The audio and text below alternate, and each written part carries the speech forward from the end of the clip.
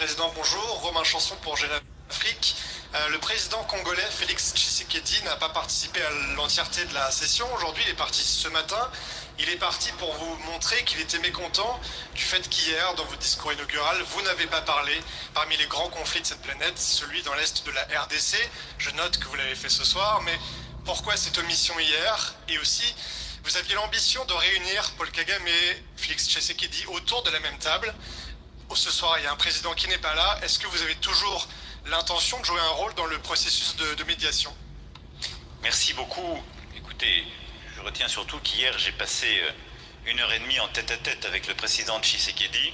Et donc, il sait l'engagement de la France sur ce sujet, comme j'ai passé 1h30 en tête-à-tête avec le président Kagame ce matin. Et donc oui, la France, la francophonie reste mobilisée pour résoudre cette crise qui impacte gravement la RDC. Et je réitère notre solidarité.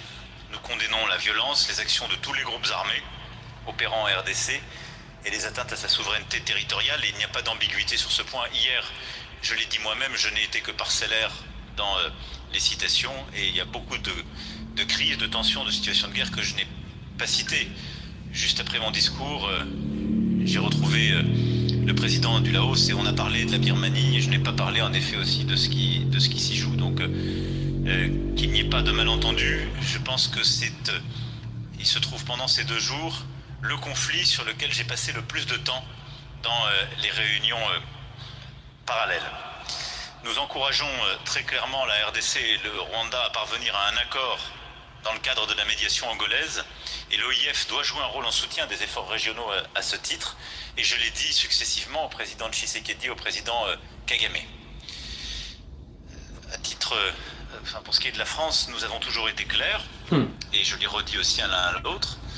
Nous appelons au retrait du M23 et des troupes rwandaises.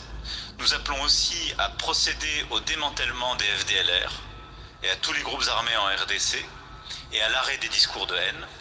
Nous appelons à la reprise d'un processus politique avec le M23 et toutes les composantes politiques pour permettre justement un chemin de paix et le retour plein et entier de la souveraineté et de l'intégrité territoriale de la RDC. Et donc nous souhaitons une approche globale pour régler le conflit en profondeur.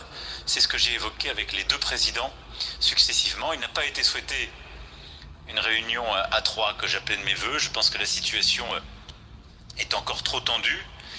Néanmoins, je note que le cessez-le-feu et que la situation sur place s'est un peu améliorée par rapport à ce qu'on a pu connaître il y a plusieurs semaines et plusieurs mois. Elle est évidemment très précaire et donc nous allons continuer de nous engager sur la base des quelques principes que nous avons toujours tenus et que je réitère ici, et aux côtés de la médiation angolaise pour que cette situation puisse progresser. Elle suppose des efforts de part et d'autre. Ils sont indispensables, mais très clairement, il n'y a pas de double standard dans la diplomatie de la France. Et donc nous sommes attachés à la souveraineté et l'intégrité territoriale partout.